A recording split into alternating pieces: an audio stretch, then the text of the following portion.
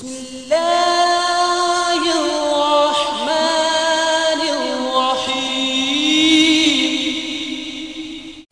أشرقت نفسي بنور من فؤادي حينما رددت يا رب العباد وانتشت روحي وصار الدمع يجري يا إلهي خذ بقلبي للرشاد أشرقت دیگه اله به معنای معبود است.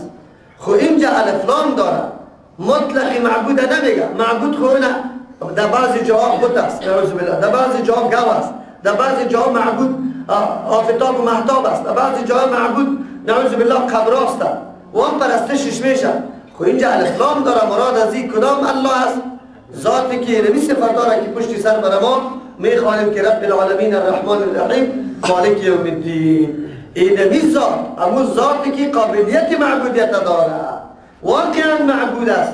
او واقعا معبود غیر از الله دیگه کسی نیست. از او خاطر کلمه الله را اینجا ذکر کرده. او در مورد الله چون که در قرآن کریم هم خیلی زیاد است، او این نامی است که کل نام ها و صفات ها جمع شده. از او خاطر جامع ترین نام الله تبارک و تعالی کلمه الله است. حتی اکثریت مفسرین قائل به است که اسم اعظم الله هم کی است؟ بگید همین نام الله است. از او خاطر ما تلاش کنیم، کوشش کنیم که اولاد خودی ما در زبان خود همیشه چی را بگید در استعمال قرار بدیم؟ کلمه الله است. چرا کلمه الله کلمه قرآنی است، 5 حرف داره. بنابر حدیث پیغمبر علیه السلام یک حرف چند نیکی بر ما میده؟ 10 نیکی. در 5 حرف چند میشه؟ هر مرتبه که ما الله میگیم الله 50 نیکی بر ما میده. خدا را از دهن بندازیم. چرا خدا ترجمه درستی الله شده نمیتونه؟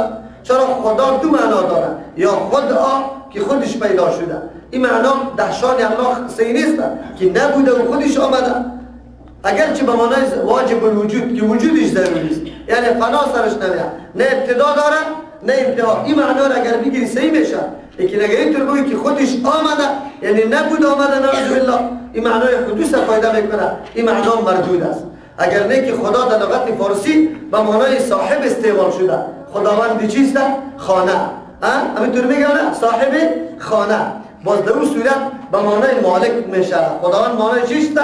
مالک. یک صفت الله را معنا کرد، دیگه صفت الله چی میشه؟ بگید باقی میمانه. از همون خاطر بعضی از علما رساله ها را نوشته کرده برای منع کردن تلفظ خدا و استعمال ازی. ما اما پشتی ازی نمیگردیم، خودی ما تلاش میکنیم کلمه الله را خودی ما بگیم و اولاد خودم به اون تعلیم بدیم، تربیه بدیم. خصوصا که خطش الله متعال، الله چی است بگیم؟ چیست؟ تبارک و تعالی، الله سبحان. اینطور اگر یک صفت هم خطش یکجا کنیم چقدر بهتر است. از او خاطر در این کوشش شما این را باید شما خامخا در این مورد التزام بگیرید و کلمه الله را رایج بسازید در بین مردم. کلمه خدا را این لفظ عجمی را بگذاره، نام قرآنی را استعمال بکنه که موجب ثواب است. بعد از او رحمان الرحیم ذکر کرده. چی ضرورت است که اینجا بسم الله رحمان الرحیم دو صفت الله تبارک و تعالی را ذکر میکنه؟ هر کسی که یک کار میکنه، یک هدف داره، یک عمل انجام میده، اینی آدم ضرورت داره که این کار در آخر برسه، ثمره بده. اسبابی از این باید مهیا باشه که این را در ثمره برسانه. به این دو چیز هر انسان ضرورت داره. ما شما در ترجمه قرآن کریم آمدیم چقدر اسباب ضرورت داشتیم. موتر ضرورت داشتیم، وجودی خود پای چشم هیچ گپا را مکمل نه، بیا از او احتیاج برش داریم. خب اسباب دیگه آلی در مسجد ضرورت داریم که گرم باشه، روشنی باشه، صدا را بشنویم. کلش چی هست بگید؟ اسباب هست. چی هست؟ خب این اسباب کی برای ما برابر میکنه؟ الرحمن، ذاتی که سخت مهربان است.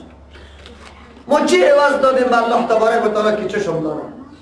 ما چی عوض دادیم که دست داده؟ ما چی عوض دادیم زبان داده؟ ما چی عوض دادیم که مدر برابر میشه؟ در حکمت بسم الله براتان میگیم باز بخیر این حالی که بسم الله الرحمن الرحیم چقدر حکمت داره او چقدر فایده و ثمره داره. سعی کن امی اسباب مهیا برای ما کی کرده؟ الله. پولم باقی نمانده، هیچ ثمره برش نیست. ثمره مرتب کننده کیست؟ الله تبارک و تعالی.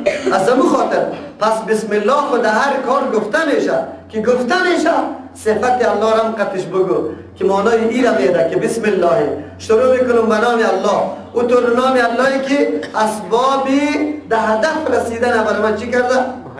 کی هست؟ رحمان. او طور اللهی که ثمره و هدفی که من دارم او را سر انی اسباب مرتب کرده میتونه. کی هست؟ الرحیم. اینی وجه آوردن کلمه رحمان و رحیم در چی هست؟ بگه بسم الله. حالا حکم بسم الله چیست؟ حکم بسم الله در پیش از تلاوت قرآن کریم هم سنت است، افضل است، بهتر است که آدم بخونه. بله اگر کسی نخون ملامت هم نمیشه در این مورد که گناهکار برش بگه. یکی از همون خاطر اکثر قاریان که شروع میکنن تا اعوذ بالله نمیگن بگه بسم الله نبرد هم خب نمیگه. خلیکی در دیگه کاران بسم الله آمده نقل شده. چرا در حدیث آمده پیغمبر علیه السلام چی میگه؟ کل امر زبال لم یبدأ فیه بسم الله فهو اقطع. هر کاری که صاحب بزرگی باشه یعنی کاری باشه که قدر و مرتبه داشته باشه در او شروع و آغاز با بسم الله نشوه او دیگه برکتش کم است. او بریده است یعنی کسی هیچ برکت نداشته باشد. از همون خاطر در مورد فضیلت ازی پیغمبر علیه السلام حدیثایش آمده. پیغمبر علیه السلام در یک حدیث میاد کسی که از 19 زبانیه فرشته هایی که در آتش در بانی جهنم میکنه خدا نگاه میکنه بسم الله بگه. چی بگه؟ بسم الله. حتی بعضی خو میگه که نه اصلا اینطور است که شب و روزی ما 24 ساعت است. چند ساعت است؟ در 24 ساعت 5 وقت نمازی ما است که عبادت الله را میکنه. دیگه 5 وقتش 5 ساعت خوره. چند ساعت باقی مونده؟ 19 ساعت باقی مونده. 19 ساعت دیگه ما یا در خواب است یا در خوردن است یا در نوشیدن است یا در کار کردن است یا در رفتن است یا در نشستن است یا نیست. خدا هر معامله و کاری که تو بسم الله بسم الله بسم الله میگی مستقیمی 19 ساعت چی کردی؟ اگر تو خواب میکنی چی میگی؟ بسم الله میگی. اگر از خواب میگی چی میگی؟ بسم الله میگی. از همون خاطر در حقیقت کل اوقات عمر خدا آدم پس تلافیش کردن به عبادت الله توسط کی میشه؟ که هر کار شروع با کی بکنه آدم؟ بسم الله بکنه. این فضیلت داره.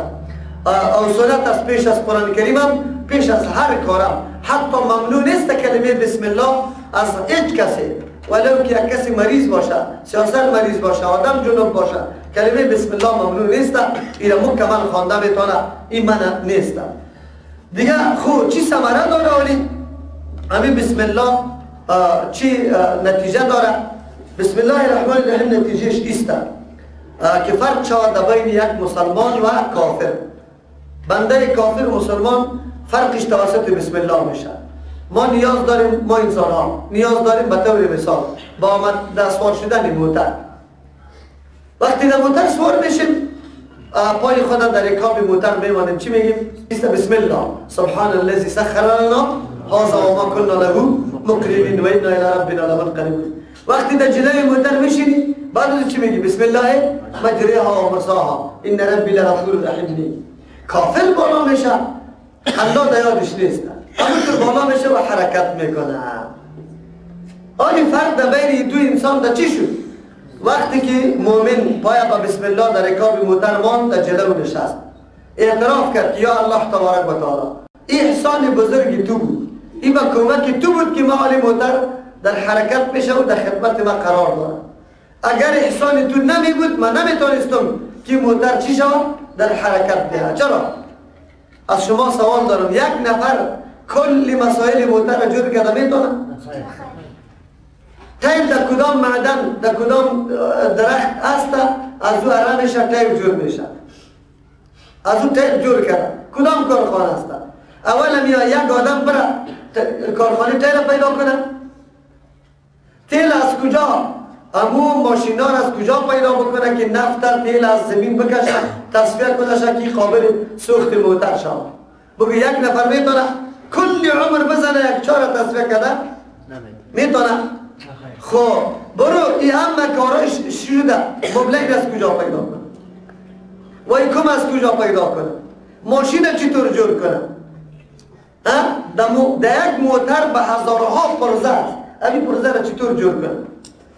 این کارخانه پرزسازی را از کجا پیدا بکنه؟ خب الله تبارک و تعالی بود. یک نفر ذهنیتی تیلسازی داد، دیگر ذهنیتی چیست؟ بگوید تیل کشیدن داد، دیگه شما مبلین کشیدن، دیگه شد دیگر کسب، دیگر کسب. ما در بازار وقتی که موتر خراب بشه هر پرزه شلایده مستری داره یا نداره؟ شلایده مستری است برش مراجعه میکنه. همین تقسیماتی کار کی کرد؟ همین مردم به این کارا کی گماشت؟ الله بود. برای تعمیر زندگی تو الله استعدادها را متفاوت ساخت، به هر انسان استعداد داد، استعداد همون کار و بعد از اون محبوبیتی همون کار در قلبش انداخت یا ننداخت. اگر همون محبت نداشته باشد، ملا اگر برای که مستری را میبینه که در سینه موتر رست تا بگار خواست، مبلین در این شیشان میاد، در گلونی شاه میاد، نان قطعی همون چی؟ مبلین قطعی میخوره. میگه هیچی طور کن داکتر اگر برید میگه کمی برو ما به کارا نمیکنم. الله تبارک و تعالی اینمی وظیفه الله محبوب ساخته در قلب ازی.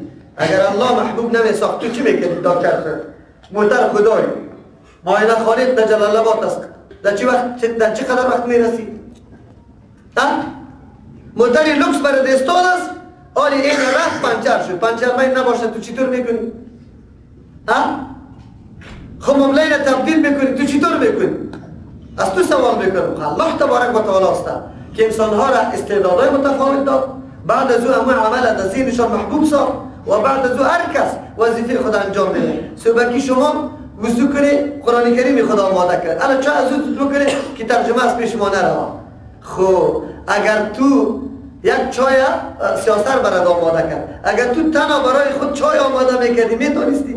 ازم از کجا میکنی؟ گوگرد کی برات جور کرده که پلتا آتش در بدی؟ این از کجا میکردی؟ همون چای بر یک نفر جور میتونه؟ یک عمر بزنه که چای بر جور کنه. الله تبارک و تعالی بود مختلف مردم پیدا کرد. سعی کن موتر وقت کلینر موتروان از صبح آتش در داده، پمپک کرده، چی کرده؟ یا چی آورده شد؟ چی میگه؟ بیتری چارچه او را برای تو تر چالانه صدا میکنه، علم سرای شمالی قلای نجارا تو فرد برش بالا میشی مفت و جو گرم و نرم. برای تو اگر می بود یک نفر چی میکنه؟ این چیز هم نمیتونه. این نمیخواستم فرد کس که مسلمان میگه که یا الله آلی که در فرمانی موتر نشسته حرکت میکنه، این احسانی کیست؟ توی تو بنده نبودی که غافل شدی، توی بنده نبودی که فقط مستی دیگه چیز بودی. همین جمع اعتراف کردی که الله ما بنده دوستم، محتاجیست دوستم، توی نمیره برای ما آماده کردی. کافر این احساس داره؟ نداره. فرق است. دوم مثالم براتان میگم که خب تزیرتان بشینه. ما در لقمه نان میشینیم، یک لقمه نان او میخوریم شد. لقمه نان میفهمی؟ اینی قدر یک است. صحیح است؟ میخوریم. شما خبر داری که دی لقمه نان چقدر کائنات الله کارگر است، دخیل است؟ زمین دخیل است، آسمان دخیل است، مهتاب دخیل است، آفتاب دخیل است، باران دخیل است. بگوید گو حیوانات دخیل است، ماشین قلبه دخیل است، دیقان دخیل است، کرد دخیل است. بگوید آسیا دخیل است، خرمن دخیل است، باد کردن دخیل است، آتش دخیل است، سیاسر دخیل است. بعد از لقمه برای تو جور میشه. خب متوجه شد. یک دانه گندم در زمین میکنی، در زمین محتاج، در دانه گندم محتاج، در آب محتاج، در نرم کردن زمین ماشین قلبه یا گوه بسته کردن محتاج. گوه کی سرش قلبه میکنی اسبار کار داره، انگر احتیاج، در نجار احتیاج که یوغ جور کنه، کندر جور کنه، محتاج هستی نی؟ با باد، با آفتاب، با محتاب، با کلی ازی تا که خوشه بگیره، با کل، با این گپا کلش محتاج هستی. راستی تا بگو اگر این اون طرف بکشانیم، در اون طرف بکشانیم که بله ماشین قلبه را که تو زمین سرش قلبه کردی، حالی بگو که پرزیر زیره کی پیدا کرد؟ در کدام کارخانه؟ یک نفر میتونه یک لقمه نان جور کنه؟ بگوی 100 سال بزنه یک لقمه نان جور کرده نمیتونه. الله تبارک و تعالی بود که کلی مخلوقات در وظایفشون مقرر کرد. یکی خود انسان ها بود، یکی خلاف انسان ها. آفتاب در وقت وادش، باد در وقت وادش، آب در وقت وادش، زمین در وقت وادش. امی چیستا دانه گندم اونه تیغ کشید، تیغ سبز کشید، بالا شد، باز دانه ها گرفت، باز از او پخته شد، شیره گرفت، او قابل درم شد، او باز زینی تر شد. امی کارا را کی کرد؟ معلوم شد یک جور شدن لقمه تو کل کائنات الله چی است؟ وظیفه داره. کل کائنات در اختیار تو است؟ نه. بچه ما در اختیار ما نیست که خط ما همکاری کنه. کائنات خیلی در اختیار ما نیست. پس وقتی که مؤمن لقمه را بالا میکنه بسم الله میگه، اعتراف میکنه که الله این احسان توست. به استعانت و کمکی کی؟ بگه توی لقمه را بالا میکنه کامل خوردن شده، وگرنه نمیتونستم همین لقمه را بخورم. فرق مؤمن و کافر میشه نمیشه. مؤمن کل زندگیش به عبادت الله میشه اگر به شرطی که اینمی قسم بدانه که من چی میکنم. نانی خدا میخوره، خوابی خدا میکنه، گفتیم در تشناب میره، در تشناب میره بسم الله میگه، تشناب رفتن هم چی میشه؟ در عبادت شمار میشه، الله برات اجر میده. چرا؟ در این جمع تو وقت بسم الله گفتی. استعانت از کیست؟ از الله. اگر الله یک قبضیت بیاره روده را تو میده، روده را که یک دفعه تو داده خب پاچاست، سعی میکنی که کلی وزیرا قطش حالا در دکتر صاحب، در دکتر صاحبی قدر روز روزاری شروع میشه که الان دکتر صاحب زود کن، الان دکتر صاحب زود شد، سعی کنه یک تو دادن روده. ولی تو اونجا بسم الله میگی که الله به استعانت تو. همه زندگی ما به استعانت کی روان است؟ الله تبارک و تعالی. ثمره بسم الله چیسته؟ که استعانت بجز از الله تبارک و تعالی است. کسی دیگری خواسته میشه؟ در بحث یا که نستعین میل که مراد از استعانت ما فوق الاسباب است. استعانتی که بگوید ما تحت الاسباب نیست. من موبایل میگم بده، موبایل ترکی خب ما تحت الاسباب است. الله قدرت و برامت داره این کار میتونه، لیکن او امری که از اسباب چی است؟ بگوی بالا. مریض جور کن، نه دوا باشه، نه پرسان، نه معاینه، بگوی این چیزا نباشه خب مریض جور شه. این کار کی میکنه؟ کی میکنه؟ خب مردم ما همین عقیده را تالی نداره. برادران مردم ما را مسلمان ها را یک دفعه ارزیابی کنه که وا چی عقیده داره. قرآن به می خاطر است. ما و شما که ترجمه را شروع کردیم به می خاطر شروع کردیم که درک بکنیم که کتاب الله چی درس بر ما میده و ما در کدام مستوا قرار داریم. آیا عقیده با موافق قرآن و کتاب الله است یا نیست؟ بعد از او خود قاضی میشیم، خود ارزیابی میکنیم. چیستا برای ما واضح میشه که من چطور مسلمان کامل هستم، اونجا برای ما معلوم میشه. از او خاطر مسئله بسم الله الرحمن الرحیم در سر قرآن کریم ذکر شده. این معنا و ثمرهش بود. زیاد پرگویی دیگر نمیکنیم. سوره فاتحه قرآن کریم 114 سورت داره، 6200 آیت اتفاقی است، از او به بالا اختلاف است. کسی که میگه 6666 آیت این در کدام روایت صحیح و ثابت نیست. 6200 اتفاقی است، بعد از او اختلافی است. اقوال مختلف آمد. 6219 6260 6214 6229. راجح ترین قول دمی بعد از 6200 6236 آیت. قرآن کریم هایی که فعلا در صورت امام شما قرار دارد چقدر آیت است؟ 6236 آیت است. خب آلی ترتیب صورت ها و آیت ها چطور است؟ در ترتیب صورت یک اختلاف در بین علما است که توقیفی است یا اجتهادی است.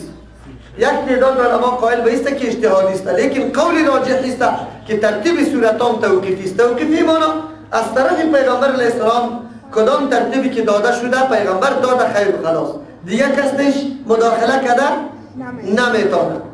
در آیات اتفاقی مسئله است که آیات ها کلش توقیفی است. پیغمبر علیه السلام آیت که نازل میشد کتاب وحی را، کاتبای وحی را امر میکرد یعنی آیت در فلان سوره بعد از فلان آیت یا پیش از فلان آیت چی کنه؟ نوشته کنه. اینی را میگه چی؟ توقیفی، آیات توقیفی. سورت عبارت از اونمو مجموعه آیت های است که در اول سرش بسم الله میاد باز خاتمه پیدا میکنه. از سور گرفته شده. سور اصلا دیوال چهار دیوالی مسجد، چهار دیوالی یک شهر به نام سور یاد میکنه. ایام چی کرده؟ احاطه کرده آیات، یک مجموعه از آیات. آیت علامه و نشانه را میگه. ایام یک علامه و نشانه داره، مثل که ما شما نمیبینیم 1 2 3 از او خاطری را آیت میگه. سوره فاتحه بعد از سوره مدثر نازل شده. بعد از سوره کی؟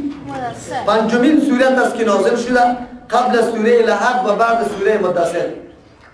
اولین آیتی که نازل شده اقرا بسم ربک الذی خلق است.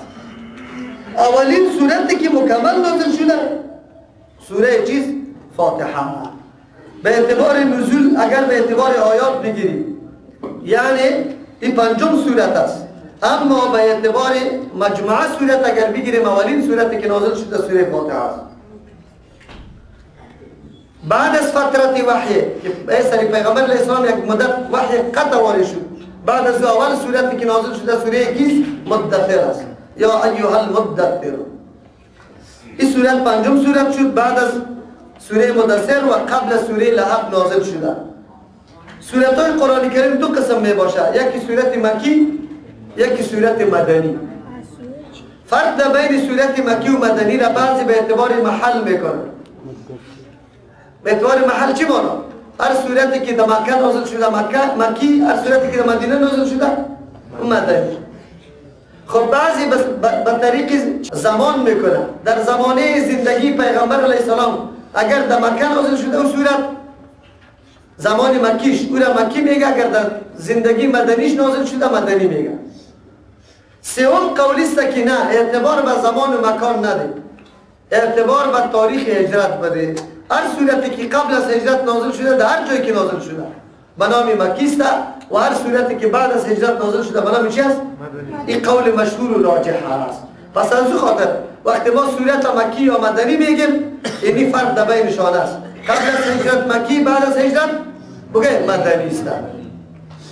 در این حالی از کجا بشناسیم صورت های مکی و مدنی را؟ دو قسم فرقا را مفسرین ذکر میکنند. یکی فرق به اعتبار موضوعات است، یکی فرق به اعتبار علائم است. فرق به اعتبار علائم در کدام صورتی که کلمه کلا میاد چی میاد؟ کلا اکثر سوره های مکی است. در کدام سوره هایی که چیست؟ حروف تهجی میاد، الف لام میم اینی تا الف لام را ای گپا، غیر از آل عمران و بقره دیگه کل سورت ها چی هست بگید؟ مکی است. دیگه علاماتی از این است که در یا ایها الناس میاد بغیر از سوره حج و سوره نساء. دیگه از علامات سوره چی است که در اینجا اکثر به اعتبار موضوعات اکثر بحث عقاید میشه، توحید الله، رسالت پیغمبر، صداقت قرآن، احوال قیامت، تفصیل جنت و دوزخ، مسئله محاسبه، چیست بحث اخلاقیات. این اکثر در صورت های چی می باشد؟ مکی می باشد. در سوره های مدنی یا ایها الذین آمنو که شروع شده باشد این اکثر سوره های مدنی است. موضوعاتی که تعلق به معاملات، احکام، جهاد، انفاق فی سبیل الله است و سوره ها اکثر چیست؟ مدنی است. سوره فاتحه به نزد مفسرین راجح قولی است که مکی است. خب بعضی میگه که دو مرتبه نازل شده مدنی هم است، در مدینه هم نازل شده، لیکن قول راجح است که سوره فاتحه سوره چی است؟ مکی است. سوره فاتحه اول گپی فضیلتی سوره فاتحه را بیان میکنیم. چی فضیلت داره؟ موارد فضایل سوره ها احادیث متنوع آمده. اکثر احادیث در مورد فضایل سور یا موضوعی است یا ضعیف است. بسیار کم حدیث ها در مورد سورت ها است، از همون خاطر که او صحیح باشد. در تفاسیر که میبینی بسیار زیاد پرگویی ها در مورد فضایل سورت ها شده، اکثر یا موضوعی است یا ضعیف است. خود سوره فاتحه از جمله سورت های است که احادیث صحیح در مورد فضیلت های ازی آمده. سعید ابن ابی المعلا رضی الله عنه میفرماید من داخل مسجد شدم، پیغمبر نماز شروع کردم، پیغمبر علیه السلام مرا آواز داد، خب من نماز شروع کردم. پس از نماز مرا گفت که چرا آواز دادم تو نامدی؟ گفت من نماز میخوام. گفت تو خبر نداری که وقتی که پیغمبر الله دعوت بده کسی را او باید حاضر شود. خب باز گفت قبل از اینکه از مسجد خارج شدم من هدایتون بده که من یک گپ برات بگم. میگه من از دست من گرفتم قبل از اینکه از مسجد نبوی فارغ بشیم. گفتم یا رسول الله تو مرا گفتی یک چیزی؟ گفت بله، اعظم ترین سورت ها در قرآن کریم کدام است؟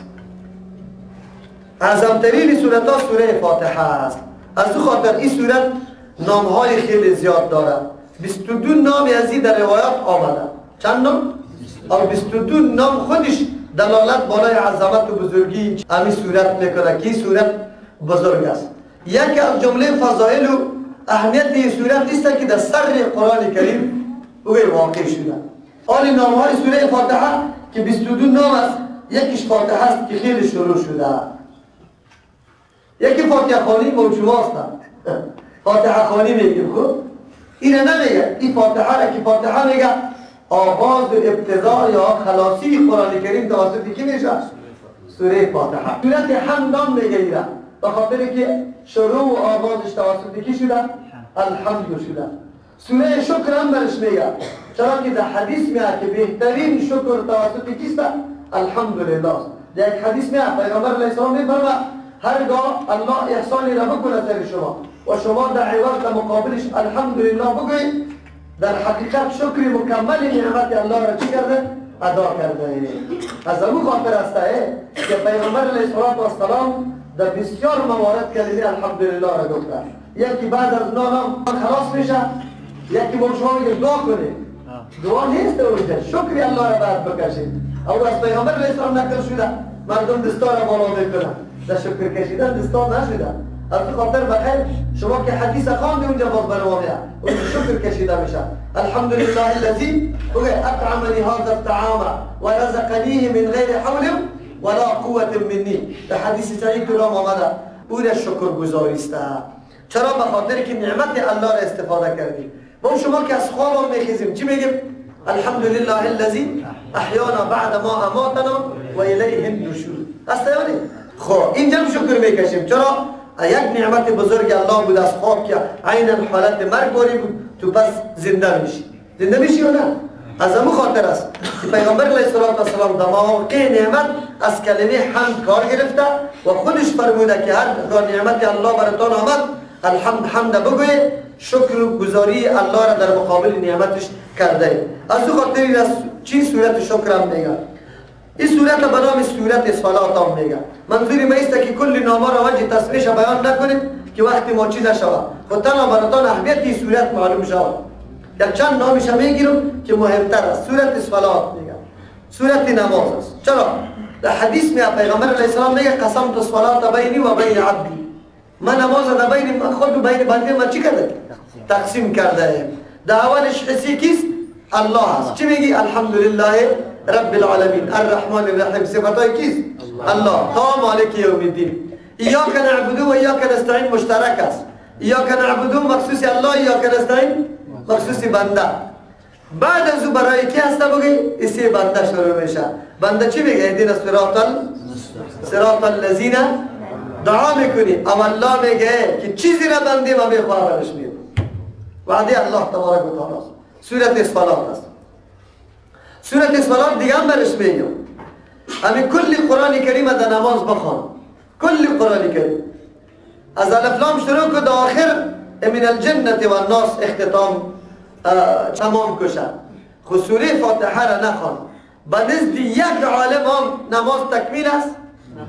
قطعا نماز تکمیل نمیشه تا که سوره فاتحه را در کجا نخوانیم؟ در نماز نه. اگرچه اختلاف در فرضیت و وجوبش است، علمای احناف قائل به ایستند که یا واجب است. مطلق قرائت فرض خواندن الحمدلله چی است؟ از ابو خاطر وام میگه کسی اگر الحمدلله را در نماز نخوان نمازش ناتمام است، اعادهش سرش واجب است.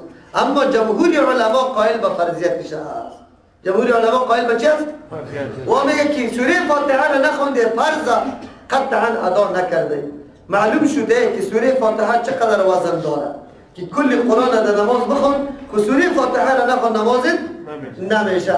معلوم شد که سوره فاتحه چقدر اهمیت داره که بدون از این نماز نمیشه. خب ما معنای سوره فاتحه را یاد داریم؟ 60 تا 70 سال عمر تیر میکنیم. خب الحمدلله را خوانده رو نیست. تو تیره که خوش آمدید یاد بدی. تو تیره که خوش آمدید یاد بدی، تو که میری هم برات خوش آمدید میگه. حالا که خوش آمدید کی گفته شما؟ بگه تا وقتی آمدن. خود تو تی بیچاره چی میفهمه؟ که خوش آمدید تا وقتی آمدن گفته شما، تا وقتی رفتن نه. او میگه من اینی را یاد دارم. میخوایم عوامی ما، برادرای مسلمان ما کلی عمر الحمدلله گفته را ایست. مقصدش میفهمه؟ افسوس است، بسیار افسوس است. چرا که در یک رکعت نماز تو بدون سوره فاتحه صحیح نمیشه. اما معلوم مقصدش نفهمی. الله چرا در هر رکعت نمازی را برای ما یا واجب یا فرض کرده؟ آدم باید بفهمه اهمیت از این را. چرا؟ به خاطر که سوره فاتحه را ام القرآن، اساس القرآن، کنز برش میگه، نامای مختلف داره. مرجع کل قرآن کریم سوره کیست؟ اساس تعداد کل قرآن کریم کیست؟ سوره کنز خزانه که کل مضامین قرآن درش آمده باشه کیست؟ علی رضی الله عنه خاطر میگه که ما اگر بخوایم تفسیر کنم سوره فاتحه را 70 چطور از تفسیر سوره فاتحه چی میشه؟ کسی که مضامین و مقصد سوره فاتحه را فهمید قرآن را فهمیده مکمل. از همون خاطر یک نامش کافیه است. کافیه این مانا که کفایت میکنه سوره فاتحه از دیگر قرآن کریم.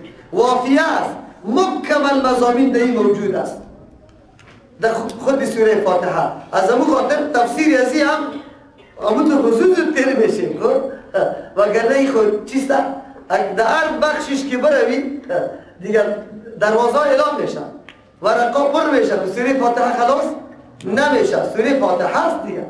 نامای از یک نامش تعلیم المسئله است. این مهم نام است. برای ما طریقه سوال یاد میدن.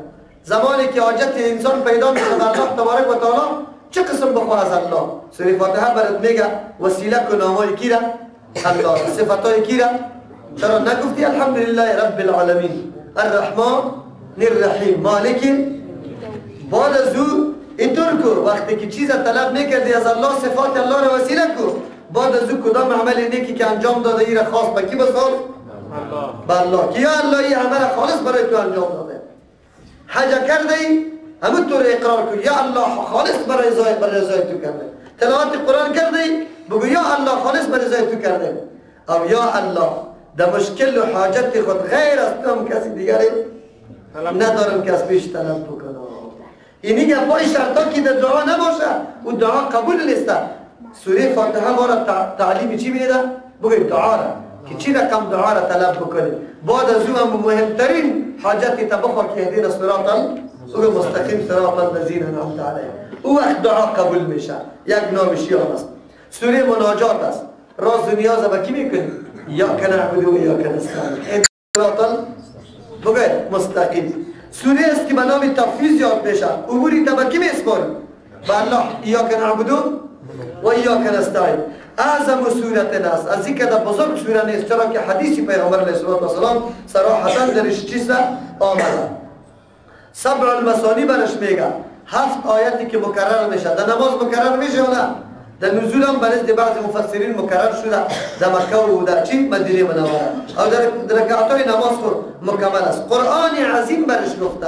چرا کل مضامین قرآن کریم در سوره چیست فاتحه است. ام الکتاب هم برش گفته.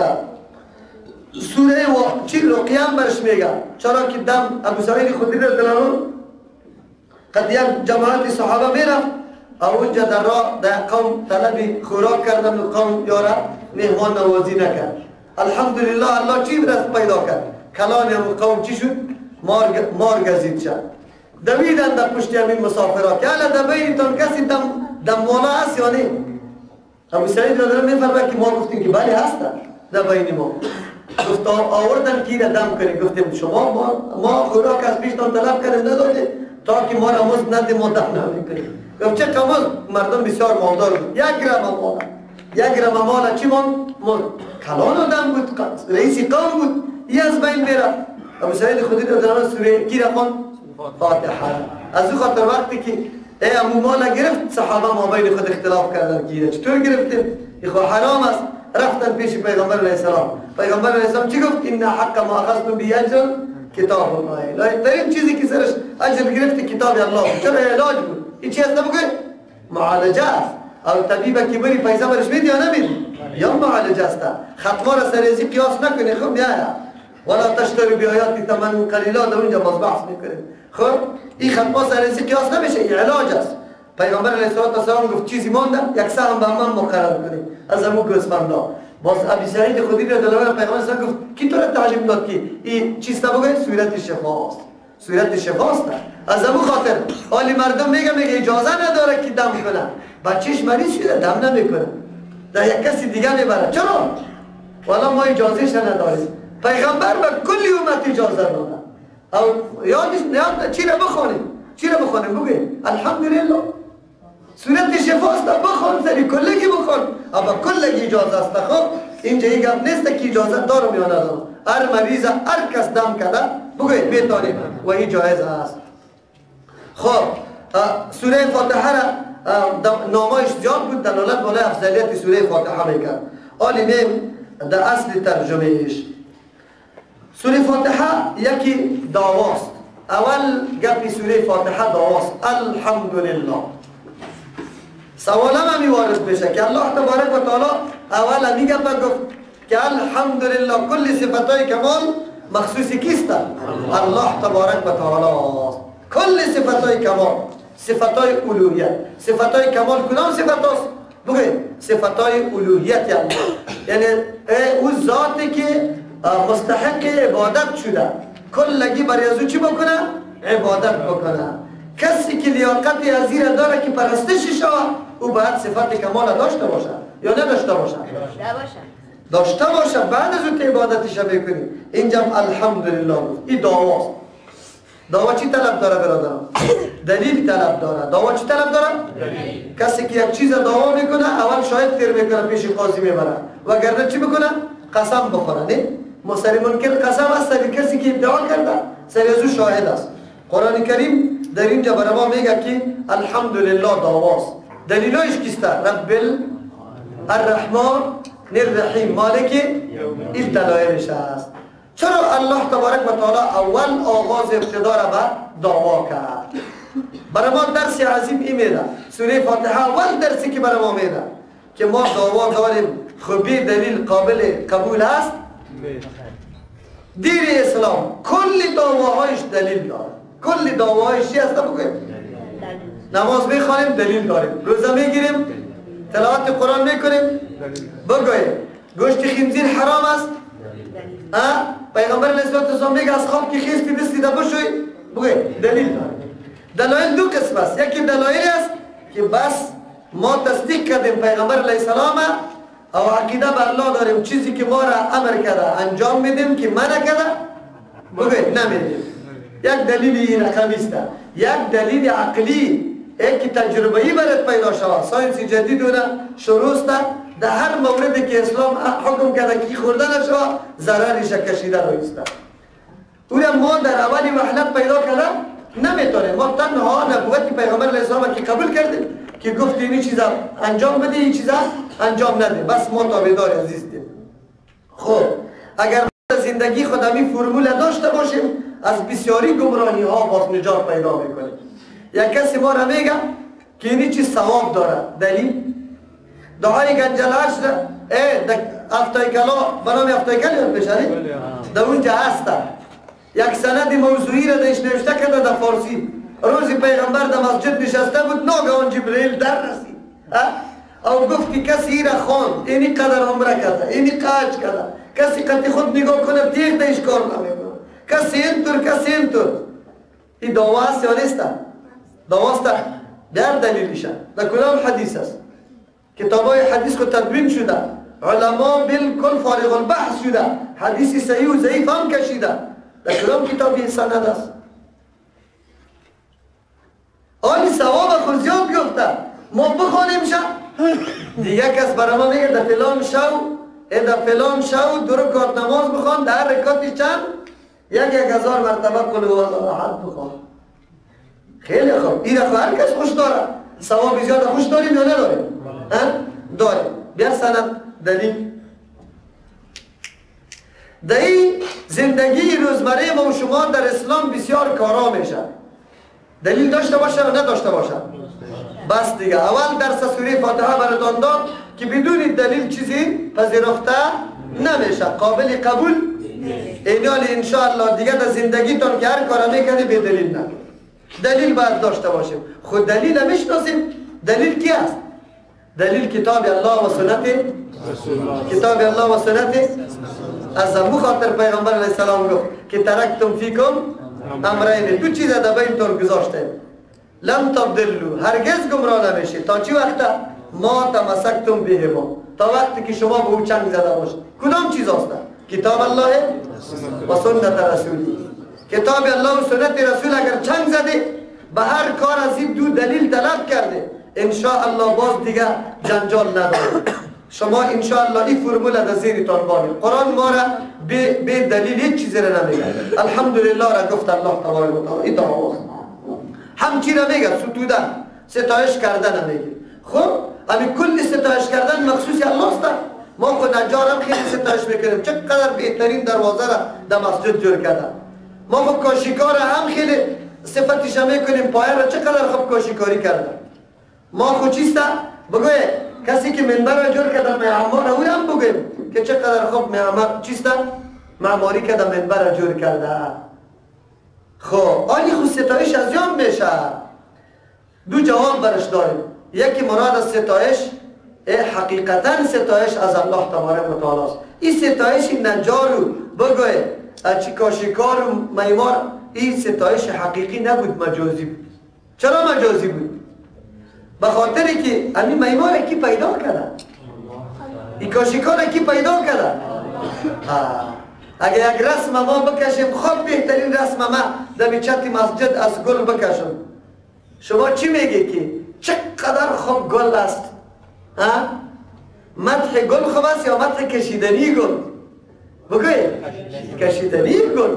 کسی که گل کشیده، پس اینیانی در جهان که هر قدر اختراعات میشه، هر قدر پیشرفتا میشه، هر قدر چیزایی که قابل مدح و ثنا است پیدا کنندش در حقیقت صفتی که میشه الله تبارک و تعالی. یک جواب.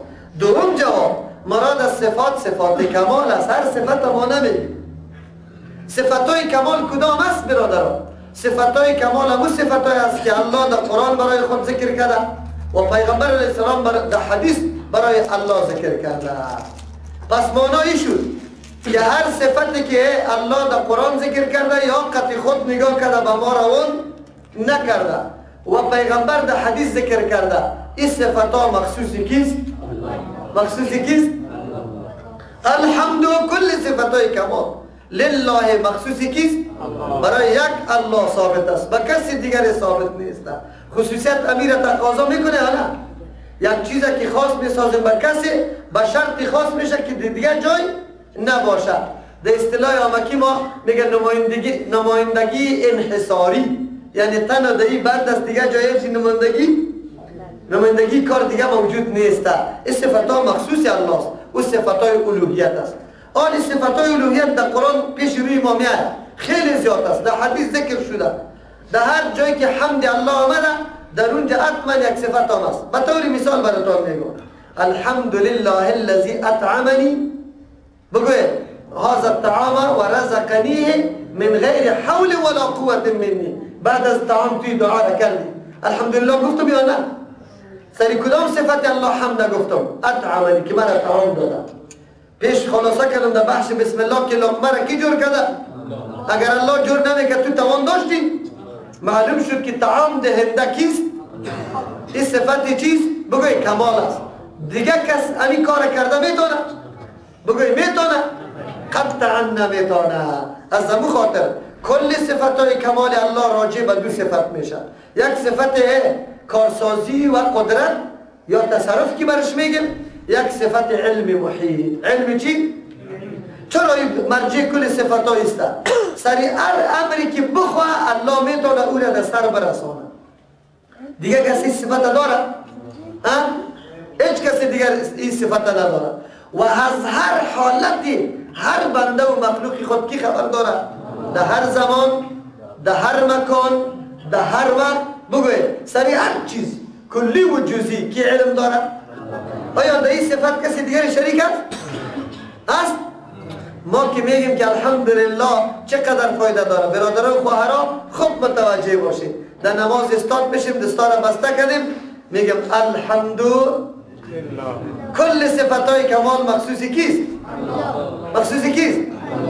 خب حالی که من بگویم که نه فلانی زیارت هم اولاد داده میتونه، اولاد فلانی نمیشه برد از زیارت، اونجا اولادش میشه. صفت کمال مخصوص شد به الله یا به کسی دیگه هم ثابت کرده؟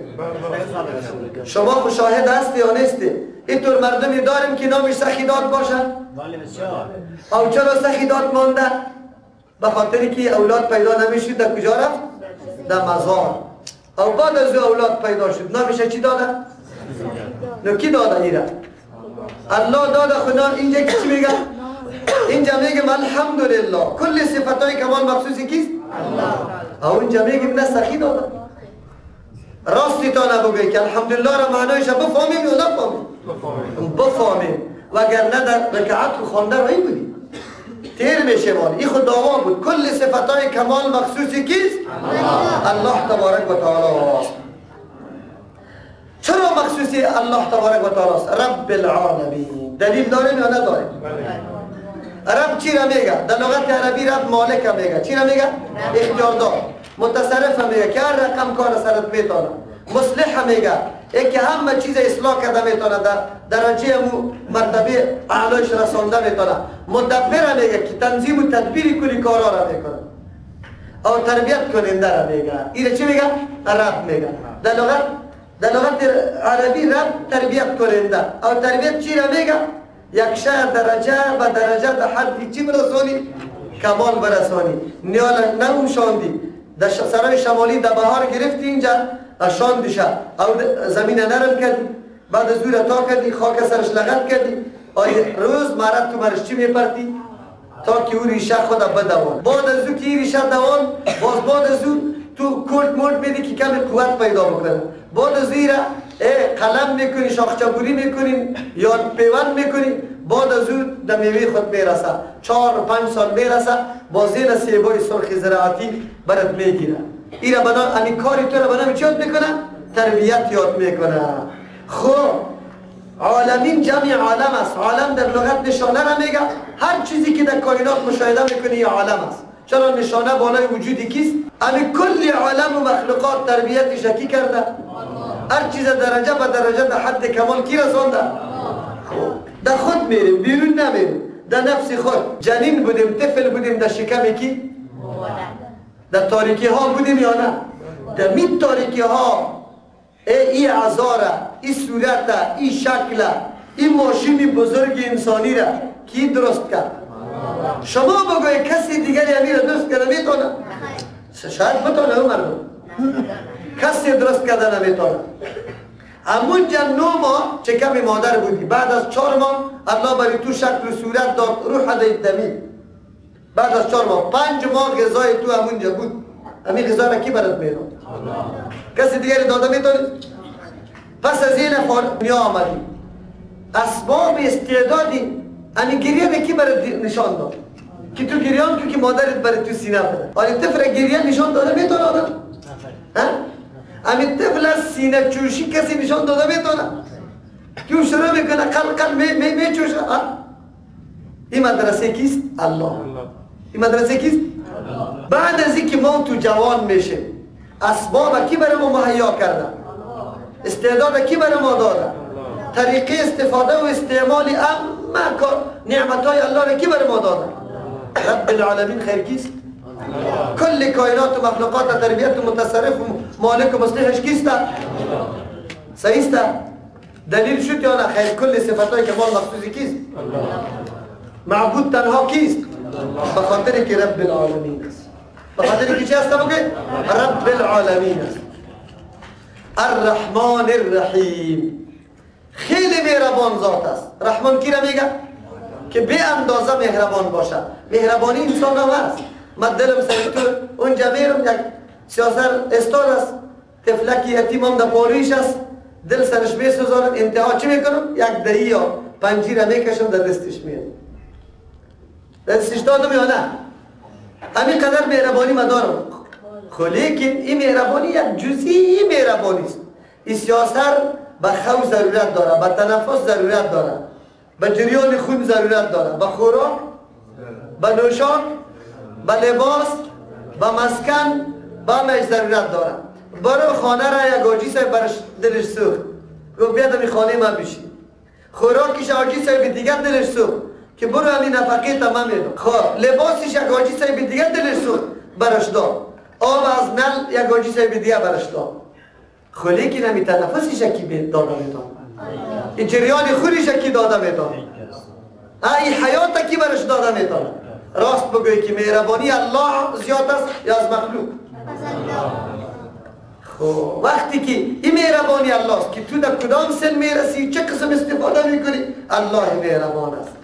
از الله که دیگر ذات مهربان است شاید پیدا شود مردم بگوید پیدا میشه حالی میرسیم. برادر ما رفته در قبر استاد است، برش میگی چی میکنی؟ طرف قبر استاد است، دست بالا گرفته. آدمی خیلی فهمیده است، از خودی قبر طلب نمیکنه، نمیگه که او قبر تو مرا جور کو، او قبر اولاد بده، او قبر مشکل مرا حل کو، این طور هم نمیگه. اما خوب آدم که انشالله آلی از مردم هم سوال کنه و میگه پا میزنه که یا الله بر روی همی قبر، همینطور نمیگه؟ یا الله بگوی بر روی صاحب قبر. که پرسان کنی بیانم چرا اینطور میگی؟ میگه من بسیار بنده گناهگار هستم و این بنده به الله چیست؟ خیلی نزدیک است. خب بیادرم آلی تو چرا گناهگار هستی نزدیک است؟ امی که این نزدیک است این کار اختیاری است یا نه غیر اختیاری؟ کار اختیاری است. این به خاطر نزدیک است که نافرمانی کی را نکرد، عبادت کی را کرد، تابعداری کی را کرد. تو بندم تابعداری الله را بکن. تو به الله تبارک و تعالی خود نزدیک کو یا نه؟ الله تو را من نکرده که تو خود نزدیک نکن.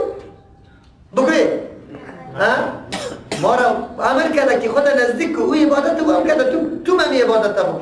خیلی خوب برو نتانستی، خب من خود گناهگار شدم. امی صاحب قبر از حالی تو خبر داره؟ امی حالی که تو دعا میکنی کیست کدام عالم فتوا داده میتونه که امی صاحب قبر از حال امی طلب کننده چیست؟ آگاست؟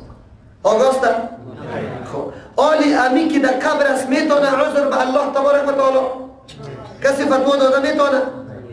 ایران بگذار برو امی گپی تو از حالی تن خبر داره عذر تو رم به الله پیش میکنه. خب از تو سوال دارم شفقت و مهربانی الله سری تو زیاد است یا از صاحب قبر؟ این مردکه خو عقیدهش است که صاحب قبر سرما زیاد مهربان است. از کی کده؟ در نظر خودش از الله خیلی دور شده. الله سری ازی غضب کرده دور کرده شد. خب کی سرش مهربان است؟ صاحب قبر. چرا روی ازی را برای ازو پیش میکنه نمیکنه؟ نمیکنه. راست میتونه بگوید که این منافقت صفت رحمان داره یا موافقت صفت رحمان است؟ اینجا خو میگی که مهربان ذات کیست؟ او اینجا میگی نه صاحب قبر. نماز میخوانیم یا نمیخوانیم؟ در هر رکعت میره میخوانیم یا نمیخوانیم؟ راستیتان بگوید در نماز موافق امو خواندن خود هستیم یا نه که مخالفش؟ ما که میگیم که سوره فاتحه باید فرض است که آمی را بفهمم که عقیدهش جور شد قرآن را بفهمم. عقیده میکنه اینجا میگه الرحمن ذاتی که بی اندازه مهربان است، بی اندازه مهربان است. در یک جنگ و جهاد یک سیاسر بچه خود در بغل گرفته بود. در یک موقع دیگه در سفر چوچه پرنده را کدام صحابی گرفته بود و پرنده می آمد میشیشت، باز که صحابه دور سفر میکرد باز و پرنده میشیشت. پیغمبر اسلام متوجه شد گفت کی دل از زیر افکار کرده؟ کدام صحابی گفتونه فلانی صحابی چوچه از زیر گرفته. گفتن الله لیلا کو شما این کار را نکرده، ما دیده بچهش می سر دیدم که پرنده را چوچهش بگیری الهیت نمیکنه. مستی که یک چی میکنه؟ عذرزاری برات میکنه، میشینه نمیره. پیغمبر اسلام بعد از صحابه سوال کرد گفت چطور فکر میکنه در حق نبی پرنده سری چوچهش؟ گفت بسیار مهربان است. گفت چقدر مهربان است؟ گفت بسیار زیاد مهربان است. ای پیغمبر الله گفت الله از این قدم سری بنده خود زیاد مهربان است. الله از سری بنده خود از این قدم زیاد مهربان است. خب ما بگویم مهربانی الله را قبول نداریم، میگیم نه الله سلام مهربان نیست. قرآن برای ما چی میگم؟ میگم بخیر پیش روی ما ادعونی استجب، از ما طلب کنیم. یک معنای رحمانا می نویسته ذاتی که اگر از پیشش نخواهی غضب میشه. در حدیث میگه در زمان سابق نالی برش میگفت، تلیش از چوب بود، در سرش 2 دانه تسمگک بود، یک انگشت کلان داده میشد، یکی هم در سری چی؟ بگوی خواهی او نالی میگفت. پیغمبر علیه السلام میگه که تسمم کنده شو از کی سوال کنی؟ از کی بخواهی؟ ما نمیخواهی. ما میخواهیم؟ ما پای امام که میلخشه چی میگیم؟ یا سخی صاحب یا پیرانی پیرز میگیم نمیگیم؟ چرا به الله باز نمیدی؟ الله تعالی تو را پیدا کرد باز دیگه خطیت سر کار نداره. ببینیم برادر اسلام که ما سوره فاتحه را در نماز میخونیم مقصدش را میفهمیم یا نه؟ الرحمن اونجا گفتیم صفات کمال کلش از الله. این بگوییم که یکم ذهن ما یک روز پیش خلاص شود گفته نمیتونه. سر یک کسی مرگ این شو بیا عقیدش جور نباشه. از او خاطر مسئله را زودتر گفتم. الحمدلله کل صفات کمال برای الله است. مادر بچه خود که رخصت میکنه برش چی میگن؟ برو بچه جان در مسافری میری چی برش میگن؟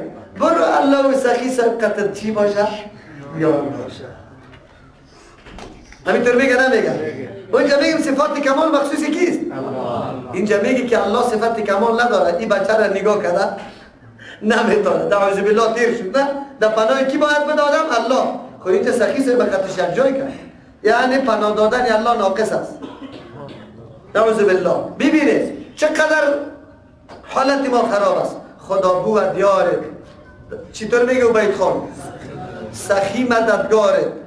دیگهش قرآن نگابانی. الله تنها دوستت باشه قطعی تو از دستش بگی نعوذ بالله روان شد قطعش یارت باشه. خب مددگارت کی باشه؟ او حفاظت کنندید کی باشه؟ شرک است یا اسلام؟ خب مردمان در هر کس در زبانی خود گفته رایستن. مردمان مجلس ها برش می نشستی باید برش خواندن شد. کدام طرف بریم؟ این خود خلاف معنای سوره فاتحه است. با زنا خوب است و یک کمی عقیدهشان جور است.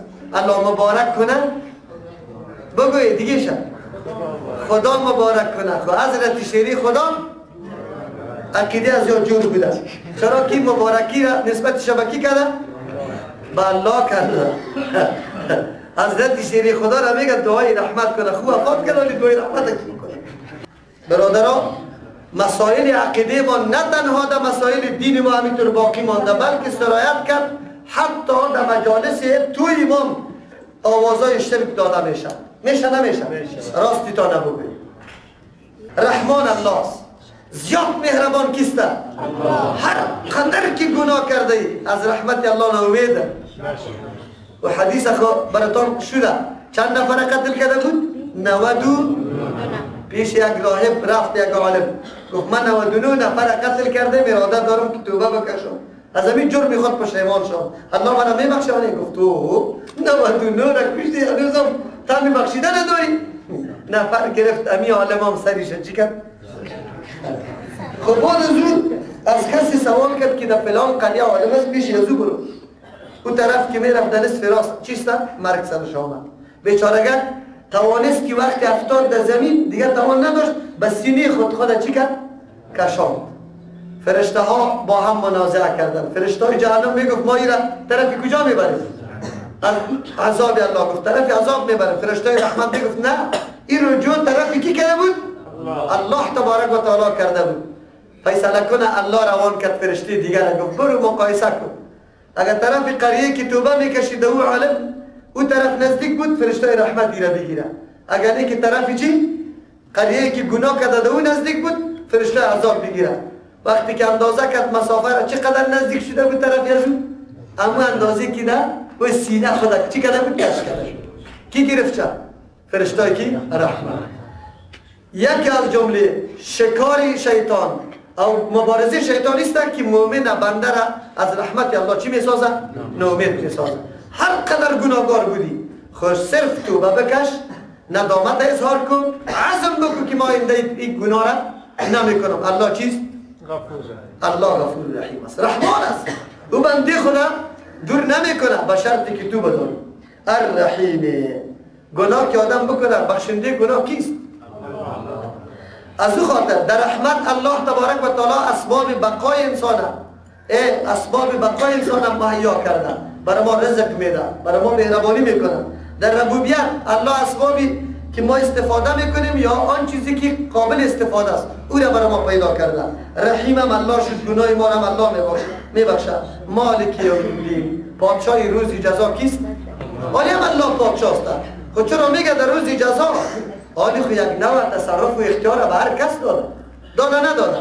کسی سری زمین خود اختیار داره، کسی سری موتر خود اختیار داره، کسی سری چیسته کالای خود اختیار داره، کسی سری خانه خود اختیار داره. این اختیارات خواسته منطقه ها تقسیم شده، این ساحه است فلانی، ساحه است فلانی. الله خالق مالک است. کل دنیا میراثش به کی میمانه؟ الله پیدا کرده و پس به الله میمانه. خو لیکن ظهور ملکیت الله در روز قیامت میشه، ظاهر شدن تصرف الله در روز قیامت میشه. چرا؟ لمن الملک اليوم، امروز پادشاهی از کیست؟ کسی زبان لب به خدا شور داده میتونه؟ گپ زده میتونه؟ شاید گپ زده بتونه. این نازولا و نازدانا کجا شد؟ در اونجا پیغمبر نازدانه کلگی فقط محتاج به اذن کیست؟ لا یتکلمون الا من اذن له الرحمن، که الله اجازت کنه، دیگه کس تکلم هم نمیتونه. تصرف و ملکیت الله در اونجا خوب ظاهر میشه. از او خاطر مالکی و طلع البدر علينا من ثنيات الوداع وجب الشكر علينا ما دعا لله داع. طلع البدر علينا من ثنيات الوداع وجب الشكر علينا ما دعا لله داع.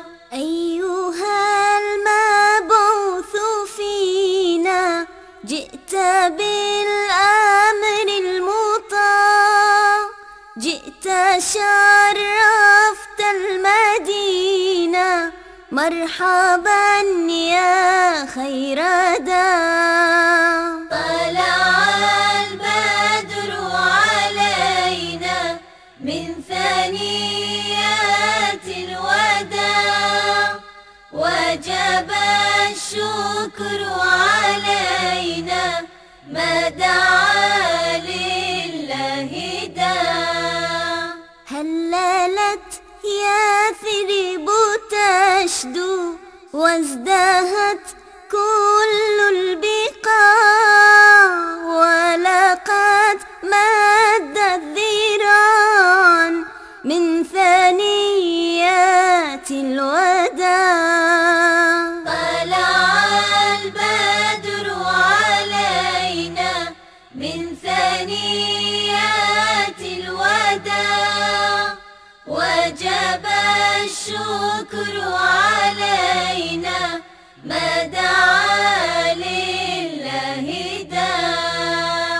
رحبت حبا بطه فرحا لما أتاها وارتقت عزا وجاها مذ دعا للحق داع.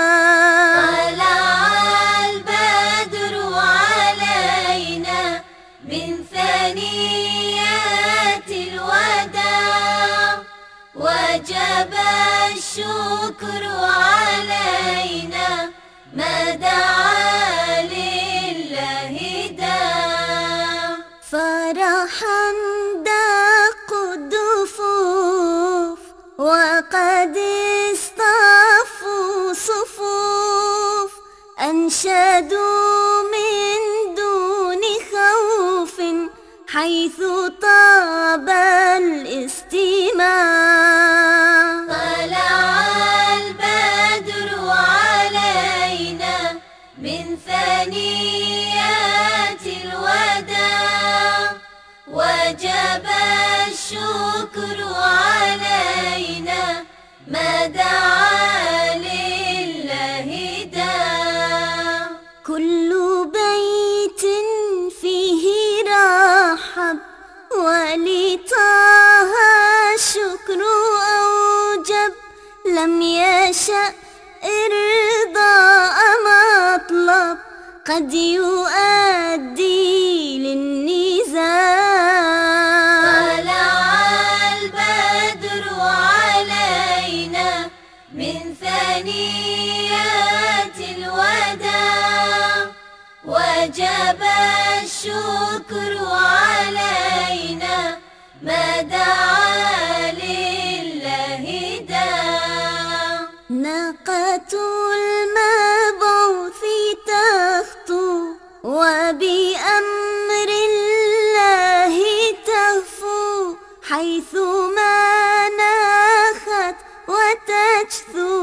طاعة تلقي المتاع.